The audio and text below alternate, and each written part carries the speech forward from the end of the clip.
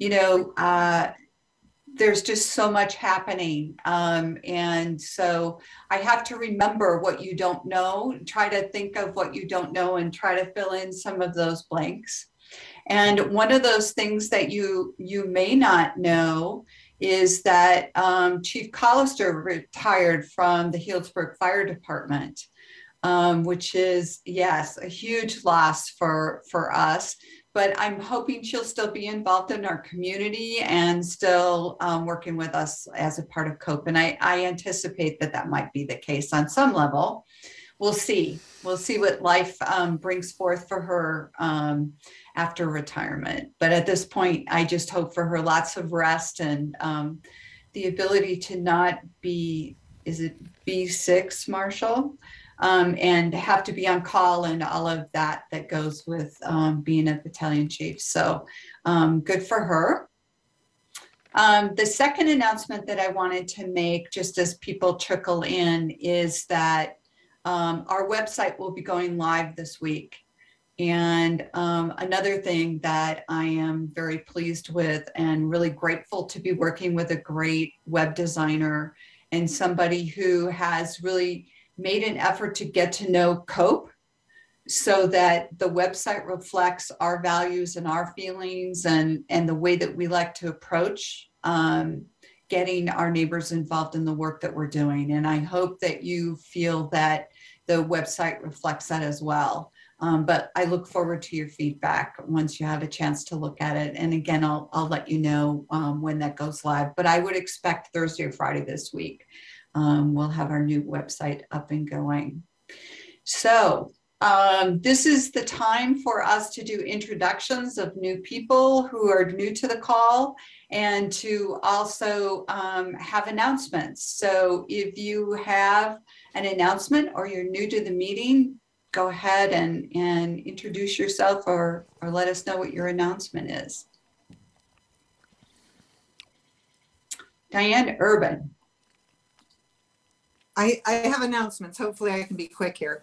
One, I thought I did, and maybe I didn't do it or do it very well, which is our organization has changed the first word of our name. You know, we were citizens, and to be more inclusive, we've changed that to communities. And, you know, we're not going to reprint everything all at once, but over the next year, you will see that the logo has been changed, at least on almost everything Priscilla sends out. But anyway, we're communities organized to prepare for emergencies. So just wanted to get that in. The second thing is, you all have probably seen the fundraising email that's gone out for the leadership toolkit to fund that specifically. We've had a good response. We've raised over $1,000. We probably need another $400 to do the program that we're hoping to do to support our leaders. So, you know, you all, if people are able to donate $20, you know, there are enough of us, that would add up. What I didn't had some success with is I forwarded the email to people in my community who I thought could be in a position to donate, and several of them did. And so if you were willing to just forward that email with a little note to any of the people in your COPE community, that would really be appreciated. And thirdly, kind of on the fundraising front and also on the helping and volunteering, there's a major fundraiser, you know, as we know, that happens in July, Wine Country to the Rescue. It supports what used to be the Geyserville Fire District, but now is much larger, Marshall's whole domain of the Northern Sonoma County Fire District, the volunteer firefighters. We're all very appreciative to Marshall, and I know a lot of you come and say, gee, you know, he's a great guy, what can we do? We can actually help at this event. And if COPE turns out 20 volunteers, they've committed to donating $10,000 of their proceeds to us. We have about half that right now. Margie, thank you, is going to help. We're going to, you know, there's a few things to do a little bit beforehand to pick things up. There are things at the event itself. They're looking for a few people that are comfortable with technology to do the registration. It's just being at a computer, but not being thrown by that. There are other things, just greeters and checking people's armbands and, making sure that people are set. They need parking help. They need setup and tear down and folks to help. There's a VIP event that happens before the main event. And so, helping hosting or helping with food with that. And so if you could just get in touch with me, it's July 16th is the actual event itself. And I don't know, some of you who have gone or know about, it's a great event. And if anybody could just check a little bit, that would be helpful too. Okay. Yeah, you guys, it's a barrel of fun if you haven't been there. I just really, Margie can talk to it as well, I know, but the pomp and circumstance of having the bagpipes and, having all of that, the flags and that at the very beginning, and then, music and a live auction with Mike McGuire. And if you guys have ever seen Mike McGuire do an auction, he's amazing, very engaging, really fun. I think that there's something involved with clothes coming off firefighters. I remember something about that, Marshall. I don't know if you want to even admit to something like that, but there's all kinds of silly things going on, and again, dancing and music and fireworks and you name it, it's all there. It's just really a really great fundraiser, and the food's great, and lots of wine, and auction with lots of wine. So yeah. So people were asking about specific information. If you could just let me know, send me an email if you're willing to donate. I'm sorry, if you're willing to volunteer at the event, and then I'll let you know kind of I'll send one email out to everybody who gets in touch and let you know the different activities for which they're looking for volunteers. So Diane, they probably need your email in the chat. Margie and then Pat. Just a comment that tickets, I believe, are on sale now for individuals and for tables. So people that are interested in going should go to the website for Wine Country to the Rescue. So maybe Diane has that handy and can add it in the chat too. Pat just added it to the chat. Okay, thanks.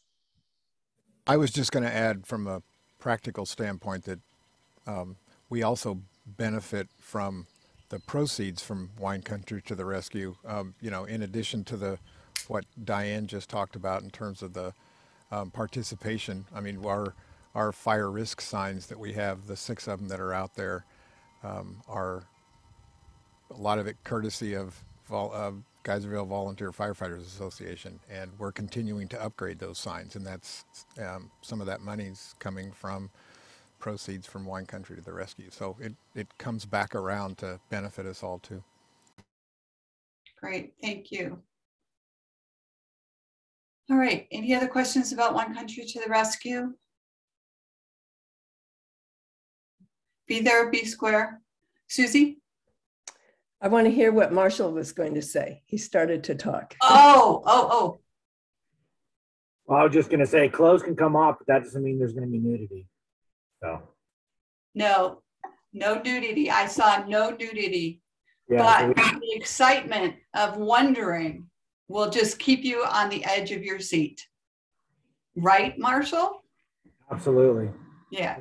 When McGuire gets involved, a lot of silly things start happening to raise money. Yep. Look out. There will be some plans to do fireworks at the end this year again as well. So the event will end by 10 p.m. That's kind of the curfew for the winery trying to do. So it's not going to be a long belabored type event. And even if you could help for an hour or two, even set up or the day before, stuff like that, that all counts towards helping out and all greatly appreciated. Plus, it's always been kind of one of my goals, especially as a rural fire district, that everybody should know at least one firefighter by name. And maybe this is how you get to know one firefighter by name, regardless of department. So you make that personal connection too. So that's all I'll add for now. Thank you.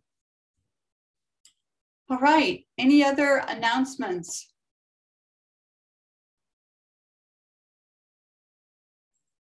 We probably should mention Jim Bogheri from Sonoma County Fire District. He's also retiring into the month.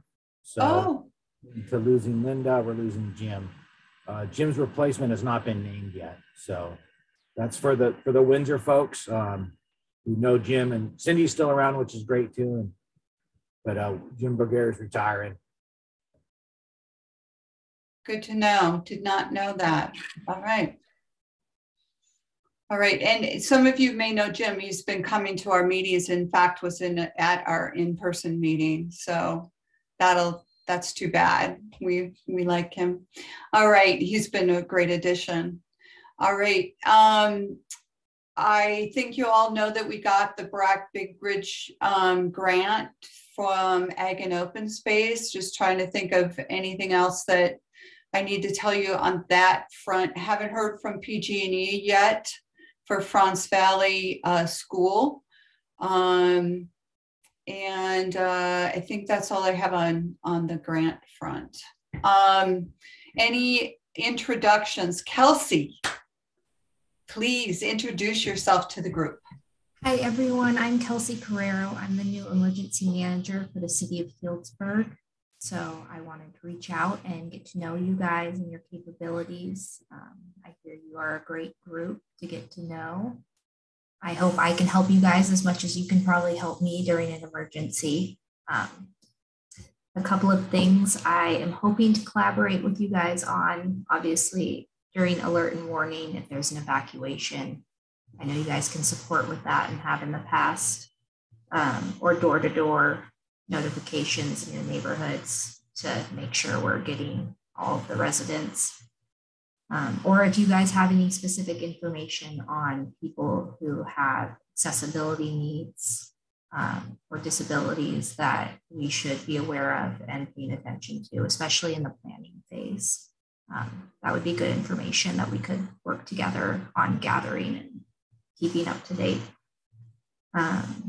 And then any Healdsburg specific info or comments. You guys are obviously probably long-term residents that know the ins and outs of this city. I live in Santa Rosa. I grew up around here, but you know, there's always unique things about different towns and areas. So if there's ever anything specific I should be including in our preparedness and response plans, I'd love to work with you guys to make sure that I'm addressing everything that needs to be addressed.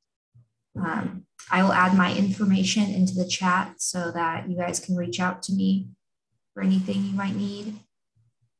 And I'd love to be added to your distribution lists as well.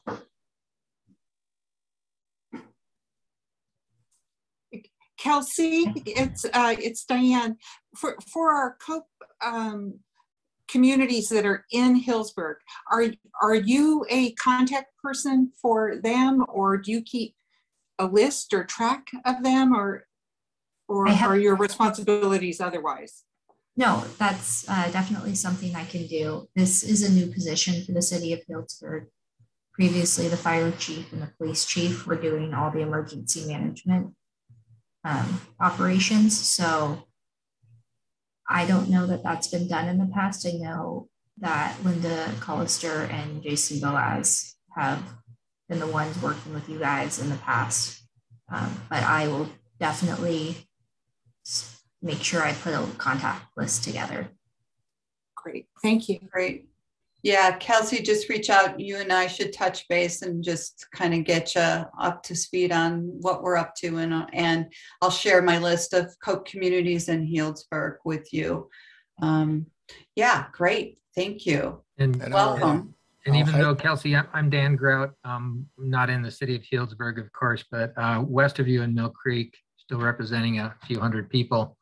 And any fire that happens in the Healdsburg area is going to affect most of Mill Creek if it's running in the typical direction. So we should probably talk offline after this to just update each other as to how we can, help each other interact, communicate. Yeah, we'll talk about putting her on the group me too, right, Dan? Yeah. Right. All right.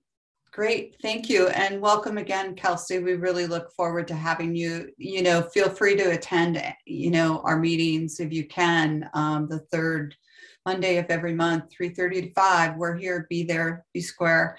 Actually, that's a good reminder for me to remind you all that our meeting next month, June 20th, is in person at the Healdsburg Community Center again. It's just really nice to be in a room together, and maybe we can be maskless this next time. You never know. We got to see what the numbers look like and how we feel, but that's something to think about. All right. And Ann Boone. Will next month's meeting be also on Zoom? No, that's what I just said. And the meeting in June, sorry, Yeah. You might not have heard, is. I know I did. I was asking if it was also. Oh, both. I gotcha. Sorry. Did not understand. It will only be in person. Yeah, we don't have the capability to do blended meetings at this point. Someday we'll be there, maybe. We'll see. All right. Any other, you all know Keith Roberts, right? From Supervisor Gore's office. I'm just looking at names. I assume the Scott is Scott Newman. I don't see anybody. Everybody knows Yanan by now. Goodness sakes, he's been with us for over a year, right, Yanan? Yeah, right on. And Yana was at our expo helping us out there. Great. All right, I think that's everybody. I'm gonna turn it over to Jordon Rico. Jordon is from the Disability Disaster Access and Resource. He is the Disability Disaster Access and Resource Coordinator for Disability Services and Legal Center. He emailed me and I said, wow, do we ever need to talk? Because as we've said many times, one of the groups of folks that we don't reach very well are folks with disabilities. And so this is an opportunity I see as not only collaborating, but learning. So I look forward to hearing what Jordon has to say about what he's up to and how we might work together. So let me turn it over to you, Jordon. Thanks, Priscilla, and thanks everyone for allowing me to present this. Let me go ahead and share my screen.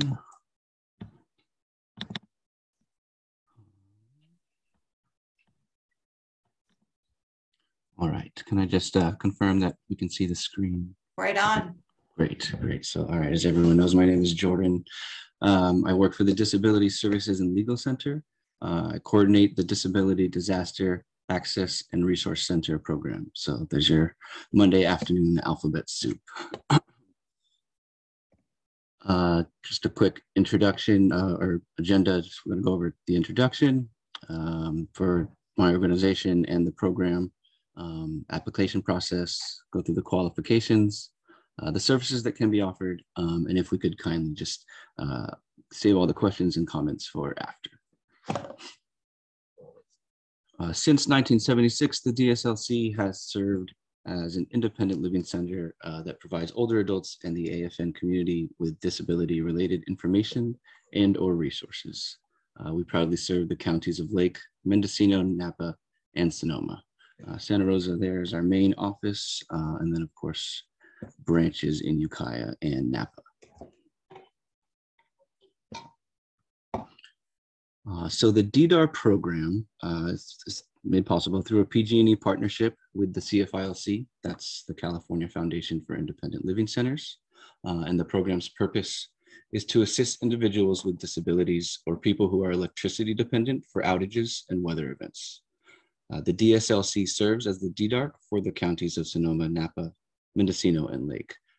Each county in California that's deemed a high fire threat district will have a corresponding center. It may not always reside in their county, but they will have a corresponding center.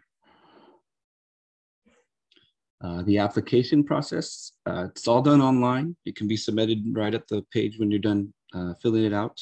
And once it's submitted, the CFILC receives it, processes it, and sends it to the corresponding DDAR. It is then assessed by the coordinator for eligibility and then what services would be able to be offered. I'm going to go ahead and pull up the application.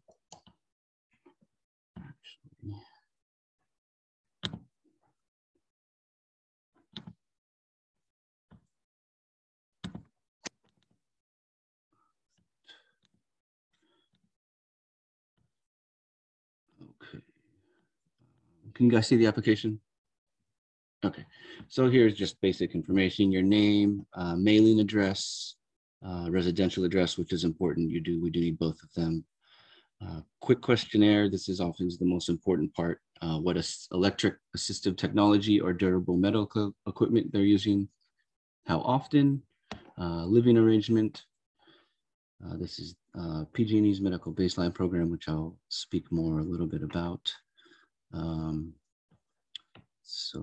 Yeah, it's pretty quick.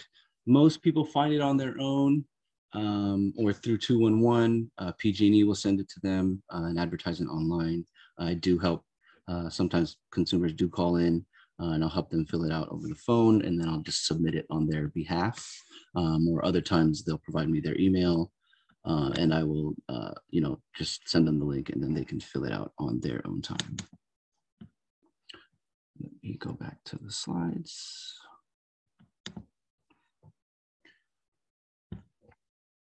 Oops. Okay, so basic qualifications. All applicants should be enrolled in PG&E's medical baseline program. And that's really just, if you're not, we help you through that process as well. That's also can be completed all online. And that's just confirming with the physician or medical professional that you do rely on said medical technology or equipment. All applicants are encouraged to have an emergency plan in place or a willingness to create one.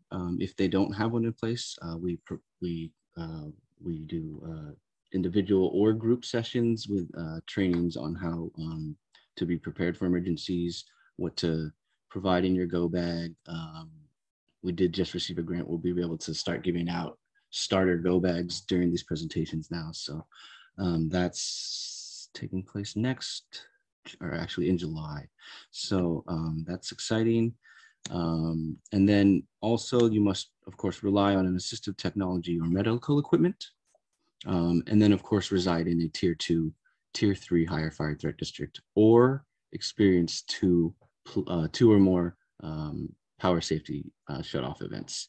And that's or, so it's not either, it's either you do live in a tier 2 or tier 3 or experienced 2 or more events. And sometimes, a resident is in a tier 3 and has experienced 2 or more, and that's fine, obviously, but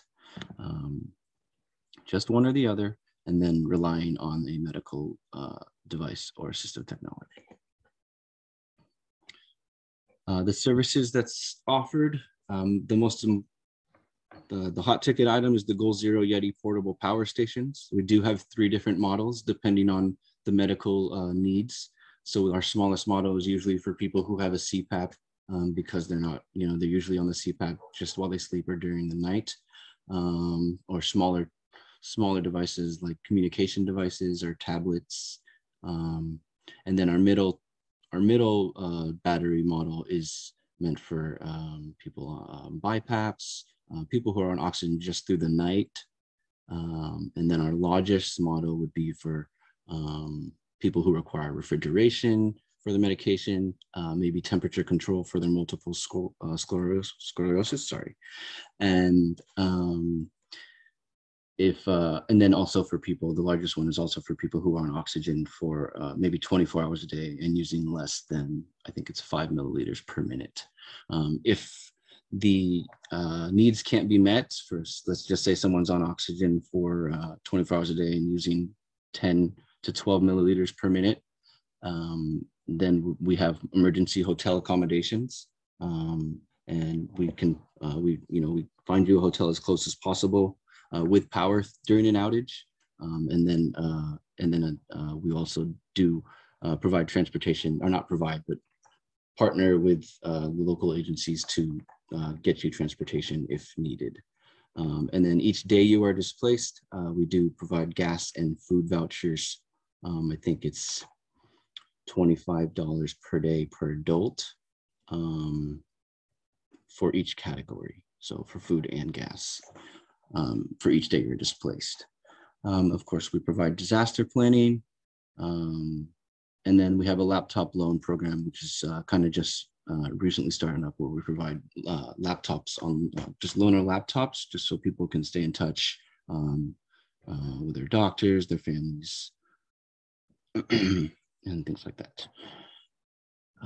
And then here we move on, just the other services that are offered by the DSLC, or the organization that I work for. We do advocacy, we have benefits counseling, we have a HAM and AT program, we have housing services, legal services, Native American Independent Living Demonstration Project, and then a disability peer support group. There's my contact information there. There's 2 ways to reach me. If any questions, if anybody has any questions, feel free.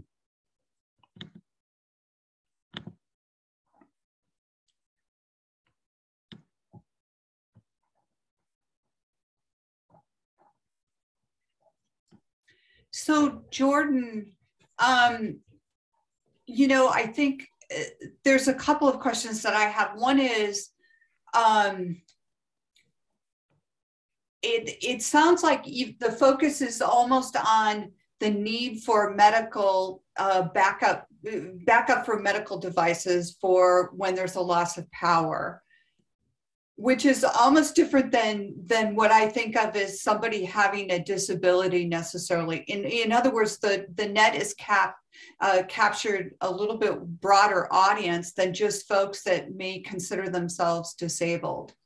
Am I right? So there's people with CPAPs, with people probably with hearing aids, heart monitors. Yeah. It's really anything. Okay. And I know that's the people, or the program has been trying to change its wording, and just because it's not catching, you know, everyone's eye as it can, as you're saying. Most people just see it and think I'm not disabled, or don't resonate with that, and think they won't be accepted to the program, you know. So yeah, you're definitely right there. Okay, great. And then my second question is, you know, I know a lot of areas, I'm thinking of Cloverdale, Susie, where there's a lot of folks, our elders who don't have transportation during an emergency. And I'm wondering, you know, maybe the Cloverdale folks can work with you guys, or what resources do you have to leverage for, especially our rural communities? I'd have to retouch, because I think the most of the transportation needs were coming out of Lake County, and we were pairing with, at that point, just the Canocti Casino up there to transport people. I haven't actually paired with anyone in Sonoma, and I would say luckily to this point, I haven't needed it, but there's clearly a need for it. But at this point, I don't have any actually transportation connections in Sonoma County. So Jordon, is this something that we can work on with you, perhaps? Absolutely, because I've been trying to find some as well, because we definitely need it, you know, during the outages, because we want to be prepared as well, and just have that in place before we actually need it, you know. Yeah, right on. I mean, I think that from our perspective in COPE, where we're trying to get people lined up with their emergency plans, that would be a big piece of the emergency plan for some of our folks that are not driving anymore and may not have family close by to help them. So that would be great. Any other questions from, oh, Susie, please. Jordon, have you been in touch with the Senior Multipurpose Center in Cloverdale by any chance? No, I've not. Because we have apartment buildings here where they have no, I don't know what they're called, striker chairs or some kind of chair to evacuate people from multi-story buildings, you know, who can't walk. And when the power is out and the elevators aren't working. And that's something that I know we've talked about in our community. as being a need. I don't know if that's the kind of thing that would fall under your purview. I don't see it. It could definitely, I haven't experienced anything like that, but I could see it falling under our catchment and us being able to service that. So maybe we can connect, and then we can, you can maybe give you the information for the person to contact over there. Yes, Yeah. I can do that.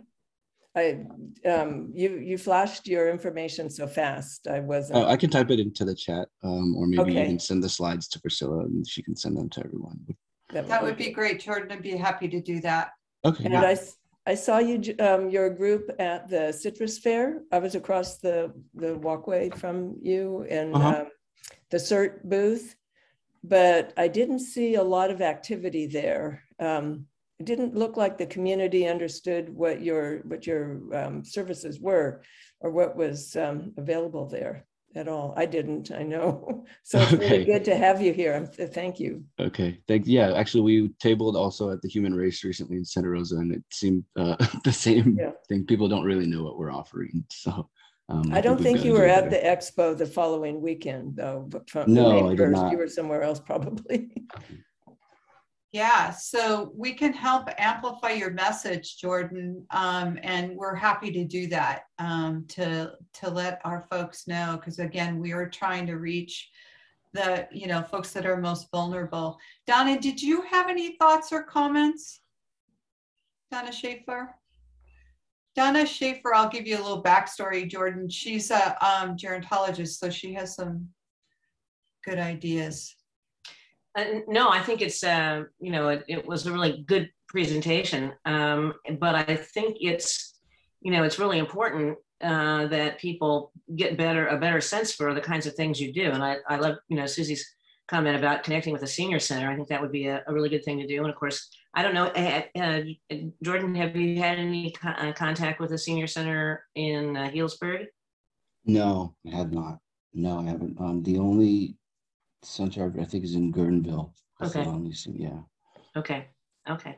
Because those folks can really provide, good resource information about where in the community there are maybe particular areas of need, or where they feel like there are really the big gaps and things like transportation and so forth. So that would be good, because that's really what we're trying to do, is reach the people that we haven't been able to reach, really simply. Right, of course. Because this program is so readily available. People, just like you guys are saying, just don't know. Right. Right. Yeah, so those senior centers will be great at amplifying your message and getting clarity to the folks that need the equipment or access. So that's great. Great. Well, thank you, Jordan. And you're more than welcome to continue to join us on an ongoing basis if you like. I mean, we like collaborating with organizations like yours, and really welcome your input into the work we're doing. Well, thank you. I look forward to it. And I believe I will. This seems very, like it'd be very useful for all of us, or everyone involved. So. Great. Thank you. All right. Well, welcome to the fold. All right. So next we have Tiernan Doyle, who is here to talk about FACnet. And Tiernan, I'll let you introduce yourself, and largely what she's going to talk about today is what is FACnet and what resources are available and that kind of thing. But I'll let her give you a little background on who she is as well. I'll turn it over to you, Tiernan. Thank you. Thanks so much, Priscilla, and thanks everybody for having me today. I'm really excited to be here. It's really fantastic to learn about all the great work that you've been doing. I've gotten to talk to Priscilla a couple times, and I'm just so blown away by everything that you're working on. I'm the Member Services Coordinator for the Fire Adapted Communities Learning Network, which is affectionately known as FACnet, and I'll get to a little bit more about that in just a moment. But just wanted to say again, really excited to be here. My mom was born in Healdsburg, so it's always been a legend in my household, and just really blown away to see how much you've accomplished. So I will go ahead and share my screen here and You can tell me if I did it right or not. Hopefully you're all seeing. Great, thank you. Appreciate the thumbs up, that's awesome. So my goal here today is just to share more about what the Fire Adapted Communities Learning Network is, a little bit about where it came from, and then to discuss what it means to be a fire adapted community, since that term, that FAC, comes up a lot when you're talking to different groups, and you might hear FAC partners, or this is a FAC project, and it can get pretty jargony. So this is my contribution to the alphabet soup today, is through FAC. So looking at starting off, what is FACnet? Again, the Fire Adapted Communities Learning Network. It was formed in 2013 in response to practitioner demand. And when I say practitioner, I mean anyone who is working at a more than individual scale on fire adaptation. And we'll get to what fire adaptation itself means in a couple minutes. But FACnet is a national network of people that are working to build sustainable wildfire resilience capacity in fire-prone communities, or to make their communities better able to respond to, recover from, and be resilient in the face of fire. The network is a result of a partnership among the Watershed Research and Training Center in Hayfork, California, the Nature Conservancy, the USDA Forest Service, and the Department of Interior, as well as the many wildfire resilience practitioners that make up our membership. So we, as part of the Nature Conservancy's work, we also are kind of sister networks to the Fire Learning Network, the TREX program, and the Indigenous Peoples Burning Network. So there's a lot of prescribed fire networks that go along with FACnet. FACnet takes a nationwide approach. We are a kind of broad scope focus on the people that are working to make their communities more fire adapted. So the network itself has the objectives to demonstrate fire adaptation in a variety of contexts that represent the diversity of communities with wildfire risk in the United States. So you can see we have members all across the United States. We have about 400 members within the network who work in a really wide variety of landscapes, ecosystems, political environments, and all just a really wide spectrum of people and different types of places. So we are helping people innovate and experiment with new practices to enhance fire adaptation before, during, and after wildfires, and really share and spread knowledge and practice among network members, and spark and support fire adaptation efforts of other practitioners in locations outside of the network. So all of the work that you're doing, this is part of a really nationwide effort to better work with fire and to help communities adapt to the needs of their place and their community members. So as I said previously, who is FACnet? FACnet's members are people working at a larger than individual scale on fire adaptation. So this could be HOA members, wildland urban interface mitigation coordinators, state foresters, community leaders, all sorts of different people. And this is really one of the major strengths of the networks, is that diversity of backgrounds that members have, as well as the differences in interests, approaches, funding sources, political situations, and ecosystems. So this creates this unique membership, creates this really special place to share lessons learned, find innovations, and ideas that can be adapted to different places. And FACnet is really committed to this idea of working well in your place, and it's about long-term change and creating long-term change in your place and adapting to the needs of what your community as the climate changes, as political systems change. It's really about finding the fire adaptation processes that are going to work with your place and with your people.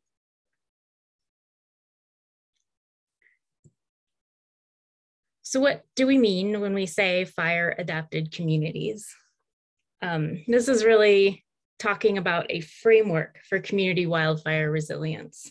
At its most basic, it's a concept that came out of the National Cohesive Strategy to help communities think about actions that they can take to live better with wildfire.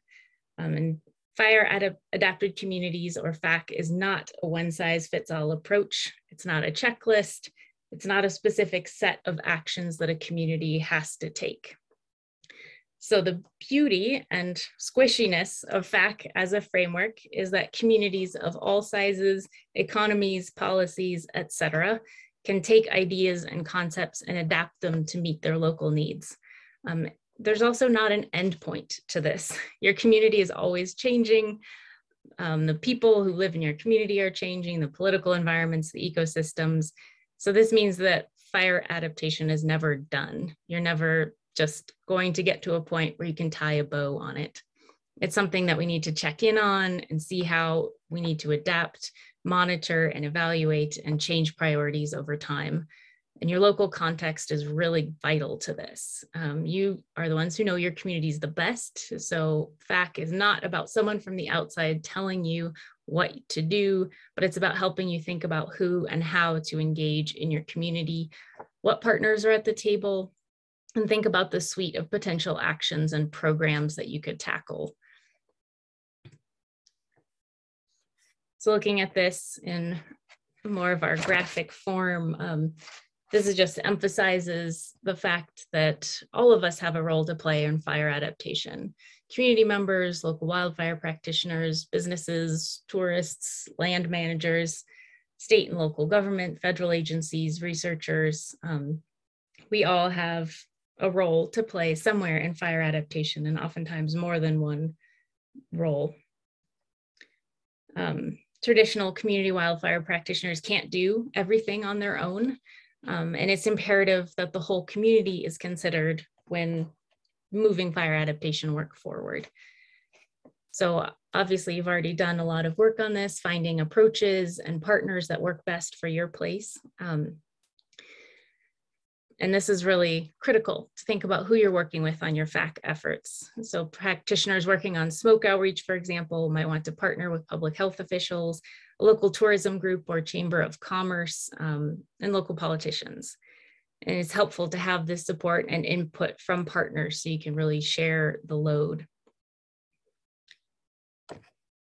Now you notice that this graphic doesn't say what each partner should take on or what exactly people should do. And we don't want to limit or silo people or organizations because the context and strengths of those partnerships will be different in every single place.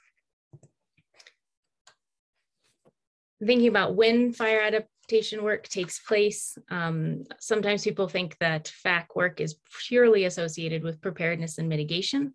But in reality, a community can work and engage at all points along the fire cycle. So FAC work involves post-fire recovery and business resilience. It includes enabling conditions for managed fire, prescribed fire in appropriate places and contexts, and it includes homeowner preparedness actions as well.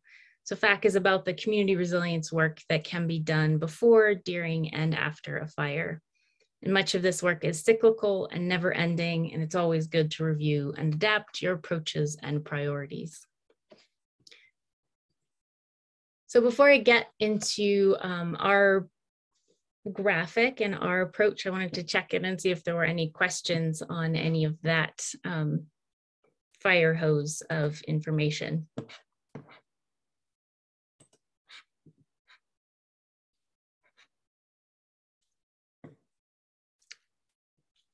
I don't see any hands raised, Tiernan, and there's nothing in the chat right now. All right, well, I'll keep going then. Thank you, Priscilla, for the check-in. So getting a little bit more concrete into FAC work, we call this our FAC wheel. This was developed by the Fire Adapted Communities Learning Network, and it was designed to help explain the Fire Adapted Communities framework. So it describes a set of components that make up community wildfire adaptation and gives examples of specific programs and activities that communities can undertake to reduce their wildfire risk. So obviously FAC is not a one-size-fits-all approach, and different communities and different stakeholders will use different tools. And so this graphic just gives some examples. It's not comprehensive by any means at all, but it gives some examples of some of the programs and actions that a community can take in working on and expanding their fire adaptation practices. So the idea there of a community is really at the heart of this. And it's also works to kind of expand a lot of people's views of what fire adaptation looks like. So you might get people coming in through one doorway, through FireWise, for example. We have a lot of FireWise communities that are members of FACnet, which is fantastic. But what we see is that the FireWise program is an awesome program, and it is something that exists within a much wider universe of fire adaptation activities and projects. And so that's often an entryway where people do have that checklist. They can go through a series of steps, and then they can see, okay, we need to work on this other item next. So we might start with resident mitigation and then move into partnerships and larger community engagement. So it's this recognition that truly changing our wildfire outcomes requires a diverse set of projects, a diverse set of actions, and a diverse set of partners.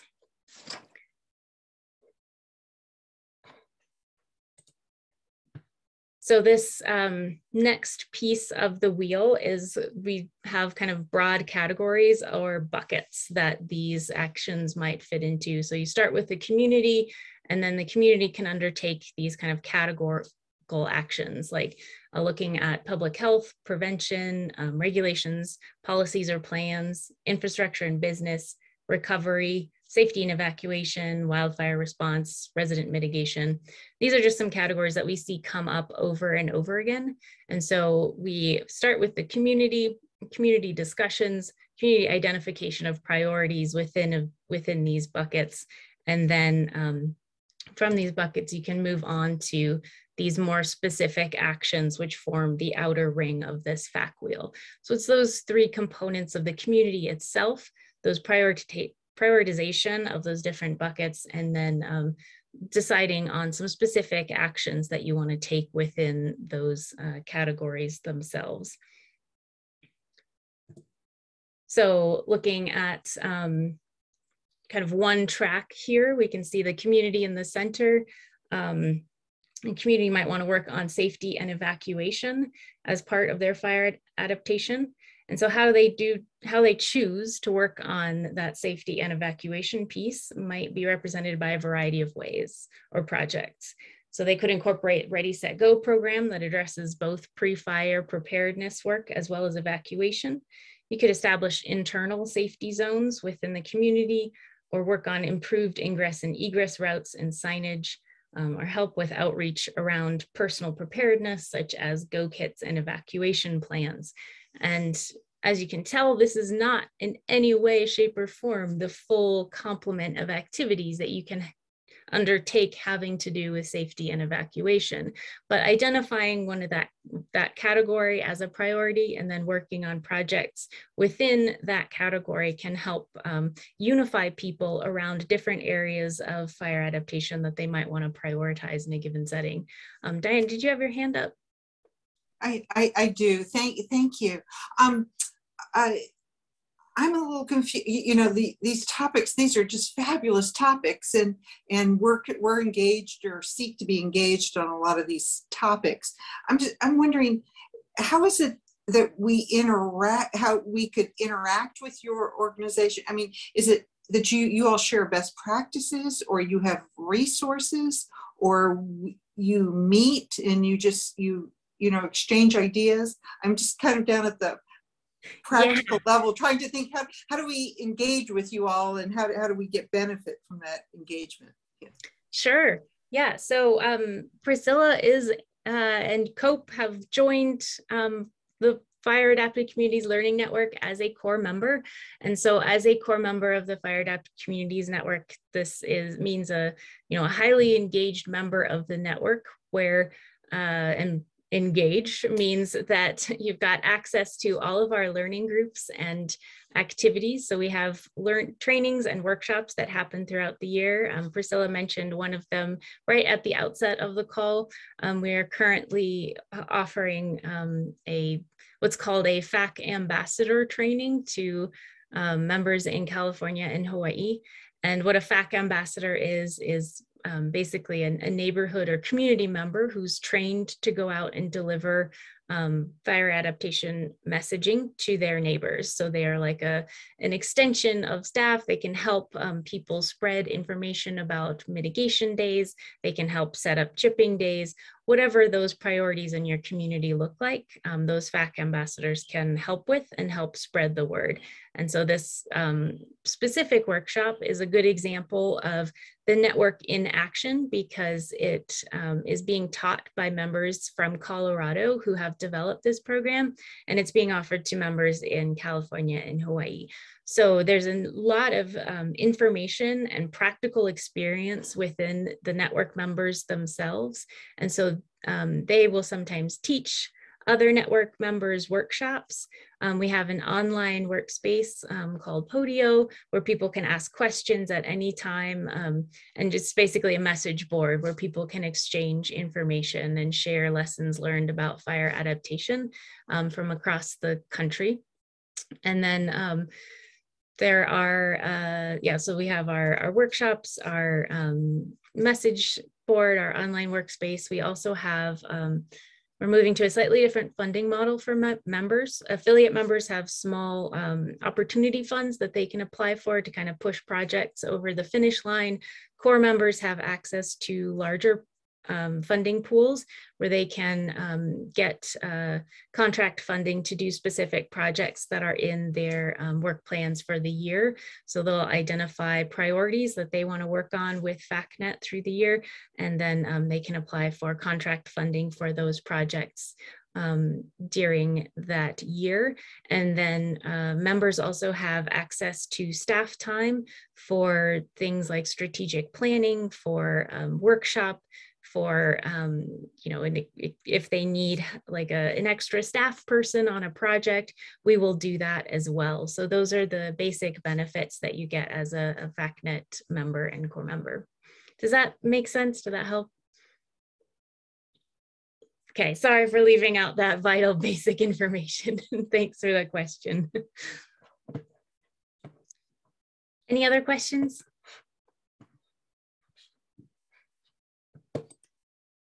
All right, so just to give you a couple more concrete examples of what FAC looks like in action, some of our members are, this is just a taste of the wide variety of projects that our members are working on throughout the network. So our group in Ely, Minnesota has been working so hard to get chainsaw classes for their community members so that they can get people more trained up in how to use chainsaws. And they finally got a chainsaw class going, which was, they were so excited about it. They've been doing a lot of partnership building with federal agencies, because in their place, they are surrounded by a lot of US Forest Service land. And so building that partnership was really important. And how they did that was by actually helping the Forest Service with community outreach and communication about a large wildfire that had come through that area. And so they ended up having a whole community day with all of these different events, and created a kind of a movie about what had happened during that fire. And so they are moving forward with a really strong partnership there. And then they're also focusing on communications and outreach with the indigenous tribes in that area, and have created some really wonderful videos capturing some of the indigenous experience and land stewardship practices there. The New Jersey Pine Barrens, they are offering prescribed burn trainings, and building relationships, a very common theme within our network, with local and state officials, and now partnering with a local university to create training and leadership programs for fire adaptation practitioners. So they're really working to push fire adaptation work forward, but also to ensure that there's a really strong succession model in New Jersey, and that they can continue to build on and expand their fire adaptation work there. Washington State has an incredibly strong state network of fire adaptation practitioners, and their focus right now is working with Latinx populations to develop and share appropriate resources and to support and nurture fire adaptation practitioners, especially in Spanish-speaking communities across the state. And then Ashland, Oregon has been a core member of FACNet for an incredibly long time. But they are working on it, still expanding their SmokeWise program. They have very strong partnerships, especially with their business community. And they're continuing to work on evacuation modeling and planning as well. So just a taste of the really different types of things that FACNet members are working on. But again, these are all part of that FAC framework and all fit into these different kind of categories or buckets of fire adaptation. And I just wanted to highlight these partnerships that Ashland has built for their SmokeWise program, because it's a really kind of wide variety of folks. They have a very big outdoor Shakespeare festival there, as I'm sure you know, and just having that as one of their partners for fire adaptation just shows the kind of strength of the diversity that of people involved in fire adaptation, and how important it is to bring together not only local government but also the arts, the universities there, the fire rescue, and even hotels. And they are now actually contracting with the Chamber of Commerce to get even more fire adaptation work going in their business community. So I just wanted to pause again and ask if there are any questions at this point.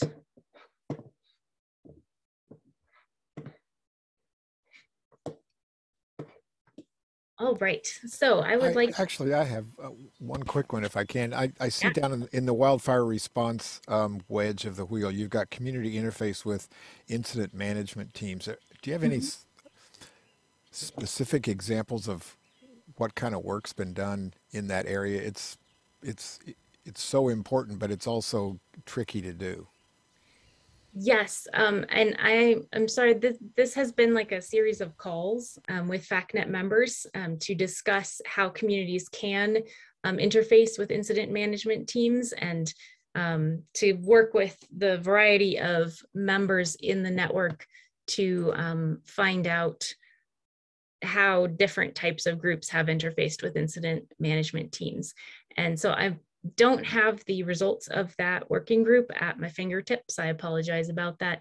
But that's the sort of thing that FACNet does, is to bring those different groups together to share information like that, and to, if there's enough demand and ongoing demand, to actually create a community of practice around it. So people will hold regular calls to continue discussing topics such as that. There's like actually a wood utilization community of practice that meets regularly to talk about how to dispose of biomass or work with biomass.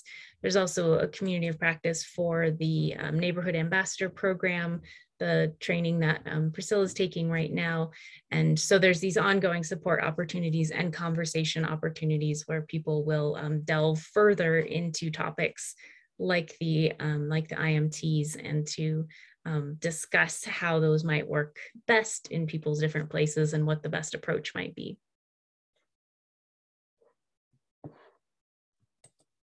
I have a question too. I'm sorry. Susie up in Cloverdale. How does this run financially? Because I remember seeing something about our Sonoma County CWPP, that they had identified some fire adapted communities, which I'm assuming must be part of this program. And I know there was a question that they received about, well, can I be in a fire adapted community, or can my community be one too? And they said, oh, no, we've just got these limited ones. It's kind of a pilot program, and we'll see where we go from there. But I wondered, how is it funded? So the Fire Adapted Communities Learning Network is funded through the Forest Service, the Department of Interior, and the Nature Conservancy, as well as a couple other funders. So there's a big partnership that goes into FACNet in particular. Now, as to the fire adapted communities that you're referring to, I'm not exactly sure what those are, just because FAC can be a term that is thrown, like the iChiefs will also use FAC, and the Firewise program is a FAC partner. So that term does come up a lot. It's irritating. It can be very confusing. And it could be totally separate. It could be a totally separate thing. Yeah, so we do have opportunity funds for FACNet affiliate members to apply for, and funding opportunities, larger funding opportunities for FACNet core members. But yeah, I'm sorry, I'm not sure exactly what the CWPP connection is there. Thanks. Yeah, Marshall. Yeah, I was just going to help Susie out. I mean, it's a little tricky because there's all these different state and federal things. Remember, there's also Firewise USA, which is through NFPA, very similar to CPP. And then in the state of California, there's a new program out, which I think, Susie, this is probably what you were asking about. And I'll put the link in the chat. It's, I believe it's called California Risk Reduction Community. So it's the application we put in for. And so that's a pilot thing. That's a brand new thing that's coming out, more targeted for the insurance. But in all reality, all this stuff is very, very, very similar. And that's what also makes it very, very, very confusing. So this is just another great tool to kind of ultimately do the same thing. But this is in line with the national strategy. You know, we're at lower levels at state. California is unique in itself. Colorado's kind of unique. Washington's unique. But honestly, they don't have it figured out either. So we're all planning the same thing right here. So it's confusing, but I can try to help you guys out too. Thanks. Thanks a lot. Yes, it's a great message. Nobody has it figured out, but everyone's trying really hard and has very good intentions. And I think a key difference, as Marshall was saying, is that FACNet does have resources and lessons learned that you can pull from around the country. It's not focused on specifically on any one state, but we support across the country. Yeah, and I didn't mean to say it in a bad way. People talk Boulder County, Colorado, having it figured out, and I've talked with them and they don't got it figured out and they'll admit it. So everyone's learning. I don't think there's any great model out there. If there was, everyone would be doing it already. This is none of this is easy. So. No, it's definitely not easy, but I think it just underscores the importance of COPE and the work that you are all doing to not only commit to meeting regularly, to building relationships, to developing your community leaders, but also to putting in the work to figure it out and to figure out what works best for where you are. And that's an incredible power that you guys have and commitment that you have. So I'm just really laud you for that.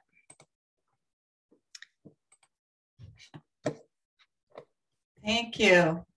Any other questions for Tiernan? Because I think we're getting ready to do some breakouts. Am I right? Yes, I have. I'm going to ask you to put your own spin on the FAC wheel here. So I've given you a link where the graphic is available in case you haven't memorized it. I can't see the chat right now. I apologize.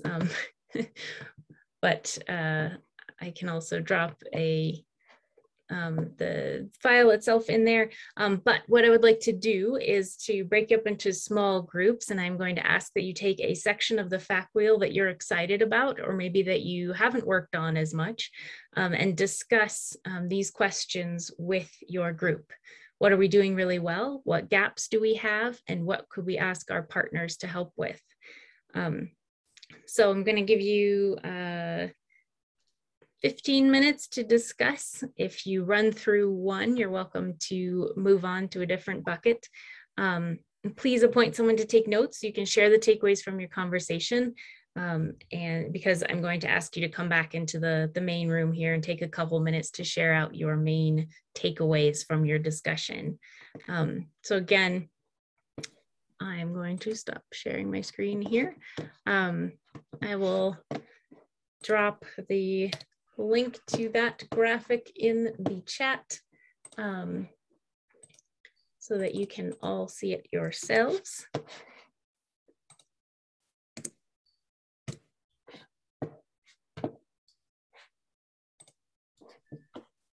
And then the questions: what are you doing well? What gaps do you have? And what could you ask your partners to help with? So those are the questions there. Any questions for me before you wing away into your breakout groups?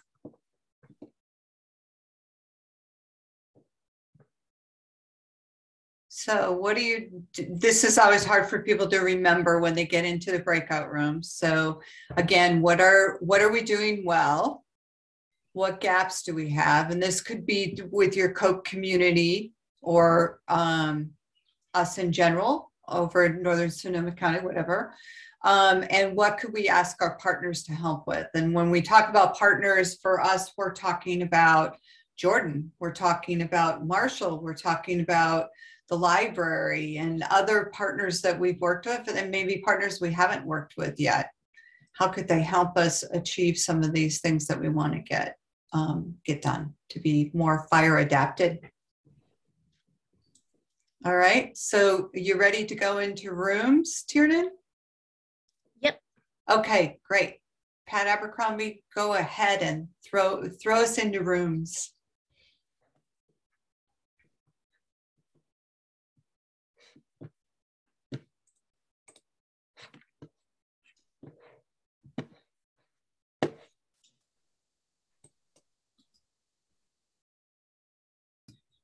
I am really excited about the relationship with FAPNAC. I think it's going to be really helpful for us. There are a lot of people that have been doing this a while and have there's lots of resources out there, which is exciting. It's about the resources available, and it's not, they're not providing the answers for us. They're providing the forum and the resources to, once we decide what our priorities are. That's the good thing. Yeah, and I was confused too with FireWise and fire adapted communities. The fire adapted communities is the kind of umbrella. It's not check off the boxes like a FireWise or the CWPP. And for again, not to, I mean, I could be doing a better job leading over here. Our problem is partially geography. We have these driveways and roads that go up the hill that are almost, you know, even though I could, you know, shoot a slingshot almost and hit Coke Road, it takes 20 minutes to get there. And so how to coalesce, that's the challenge for us over here. Gotcha. All right. So I think, Tiernan, we wanted people to report back from their rooms. Who is going to report back from room number 1?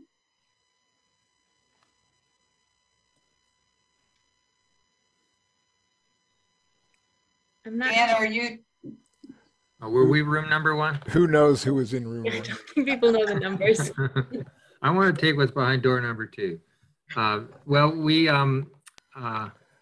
we basically we evaluated this not as private COPE entities, but as the Northern Sonoma County COPE's efforts in general, as we've known them over the last couple of years.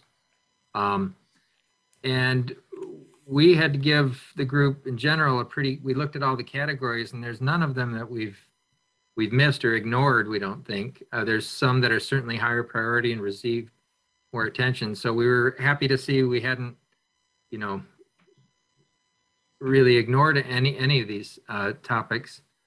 The landscape level treatments is one that, although that's the big elephant in the room, it's 99% private land out here. And so that will always be the biggest threat and the hardest one to tackle. But I think our group, more than any other, has taken on, you know, getting more acres and more dollars put towards some of those landscape level field breaks at least. So that's great. We've taken a first bite of the elephant there, but there's obviously a lot more to do, and that remains a high priority between us and our partners.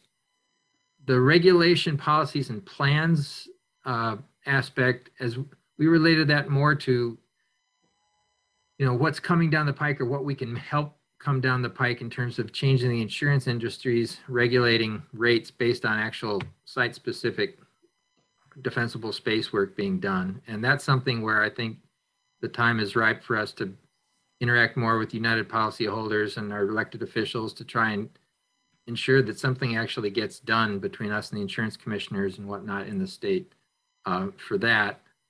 And we're not exactly sure where that work is being done or isn't being done or stalled, or, you know, what can we do to help? And then the last one was a kind of the catch-all in terms of the partnerships and community engagement. Well, we've done all of these pretty well. It remains the biggest factor to getting all these other aspects and actions done is engaging more people like us to help volunteer. And so that was kind of the third one where we really see we need some more help and assistance. And, you know, that's partially what your group can help provide. You don't have to reinvent the wheel when it comes to what works really. What has somebody else done where they have maybe solved this particular issue in terms of community engagement, or how to get the big dollars coming down to move most effectively into certain areas. So great.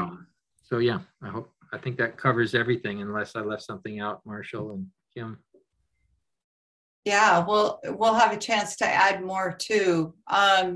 Other groups want to pipe in. Diane's in group 2. Okay, group 2, quickly. It was kind of interesting to talk, and people have different perspectives, so that was great. A big topic was, Pat, your topic about command center, you know, and how to interact there, and how to perhaps use communication, and how are other people solving that, and certainly during, you know, to prepare as much as possible. You know, we have our pre-attack maps and all of that, and then during an incident, how do we interact, and what are the different layers of communication, and could we get direction about that? The ambassador toolkit is really interesting to me, because as Dan was saying, no reason to reinvent the wheel here. Somebody's already done that. That'd be awesome, and that's a priority for us, and a program we're trying to implement this spring and summer, which is how to, so the ambassador program would be, I think, right on for us, and hopefully we can adapt some of those materials. And the final thing was just community outreach, building off what Dan was saying, and in particular the Spanish-speaking community, which I think is a big gap for us, and any insight we could get about that, and maybe Kelsey working, you know, in Hillsburg, and Susie, you know, in Cloverdale, you know, like if we could do some pilots in that community, that would be interesting to us. Great, thank you. Any of the other groups? This is Diane Bucher. I was in group number 3 with Ann Boone of Fitch Mountain and Tiernan. And so Ann has really, it's kind of, it was great talking to her, because it was kind of like COPE 101. And she actually, Priscilla, gave lots of kudos to you and all the work that you've done up there. But they just we were talking mostly about partnerships and community engagement. And I think what they've done up there with community engagement is really great. Using GroupMe, they have monthly captain meetings, and you know, she has over 50 houses, and she goes out and she meets with them. She has door-to-door outreach, really involved with them. She said that you guys are getting a repeater or a broadcaster up there for better communication. Just staying really active with the community, having a chipper day recently. Recently got a grant for goats, which we all saw on Fitch Mountain, and that was super fun to see. And they did amazingly great work. And that's where we kind of talked about one of the gaps is like with the hardening issues and absentee owners, and especially those folks that have open spaces that are not there taking care of and grazing their land. And just the problem is how to get a hold of those people and get them to do something. Great, thank you, Diane. And can we borrow some of your cows to get some of that grazing done? They seem to do pretty good work. Yes, they do. If you're certified organic, we can talk. All right. I love it. I couldn't help but get that in when you were talking about grazing. I thought, wait a minute, this woman has some resources here. All right. Can we milk them while they're here? Yeah. All right. And group 4? Well, I can talk about that. We looked at, first thing that, at least that I was interested in, was getting residents engaged in home hardening and vegetation management in their yards.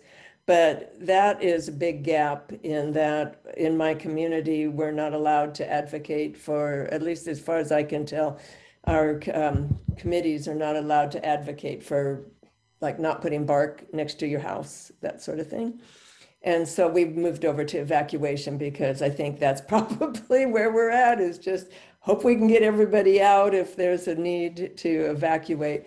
But in Healdsburg, Donna was saying they're pretty well organized in her group with plans. And so that's not really a big need for them.